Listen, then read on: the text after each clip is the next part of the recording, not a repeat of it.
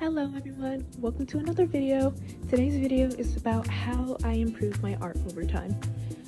A disclaimer is, yes, my microphone is still buns, however I'm doing something different, so don't get me, I'm working on it. And two, there's many ways to improve your art. This is just the way I did it, so I just wanted to say that first. And so let's get into the video of what I did to improve my art.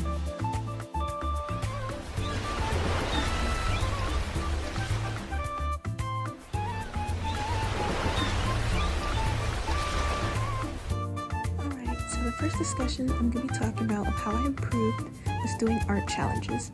So in 2024, 2025-ish, I did an art challenge using a hard brush tool just to see how well I could do with shading, rendering, using one brush. So here's a recreation I did from then to now of how that would look of using the brush challenge.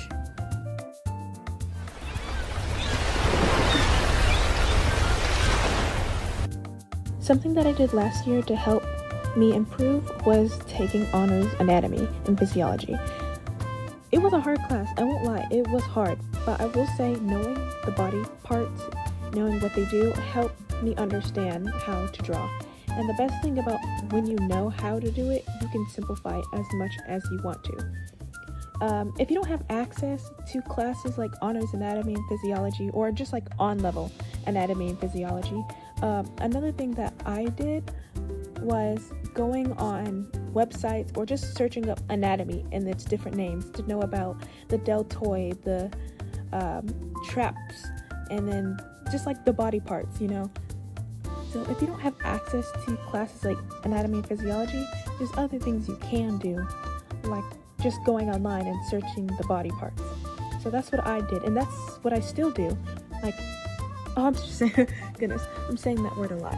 But if you see in the first drawing I was doing, you could see me putting the 1, 2, 3, 4 throughout a lot of my drawings, because even though I didn't learn that from anatomy and physiology, I learned that by tutorials and looking at photos online to understand facial proportions.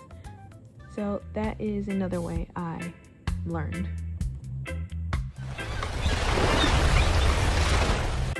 Another way I got better was using grids, lines, shapes, simple shapes, and then going from there.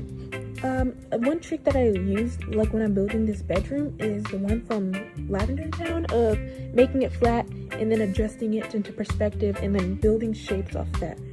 Because when I took graphic design and illustration, like one of my classes, he told me everything can be broken down into simple shapes. So in these drawings that I'm going to be showing for these portions, you can see that I use a lot of squares, I do triangles sometimes, but I break it down all to the shapes again, because shapes are like the easiest to manipulate than if you just try to go in and then do it freehand or anything. It can be sometimes harder. So how I got better was to break it down into shapes.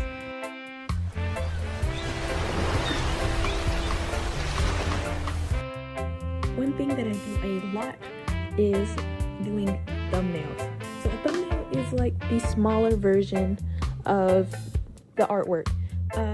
In the drawing I'm going to be showing, not like in the drawing that you see on the screen with the hamburger radio, those are thumbnails. They're not the final drawing, but they're like little images of what the drawing would be.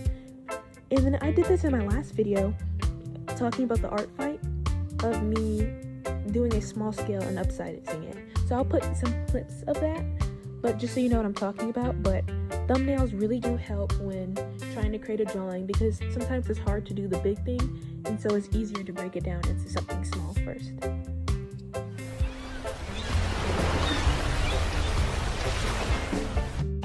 Okay, for this segment, I'm going to be talking about line art. Sorry, I had to think about it for a second.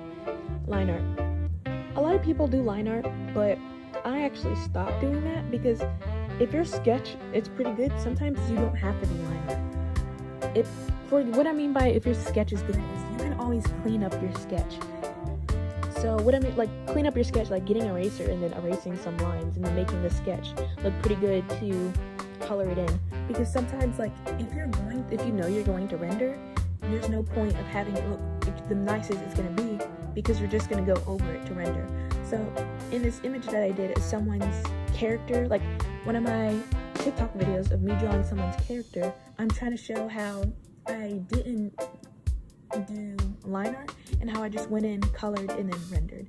And then I also did the same thing when I was making my thumbnail, of how I didn't do line art. I just cleaned up the sketch, colored it, and then rendered just a little. Ultimately, what I'm trying to say is there's many ways to improve, and there's no one way to do it. So how I did it was the thumbnails, no line art, learning anatomy, and just on and on.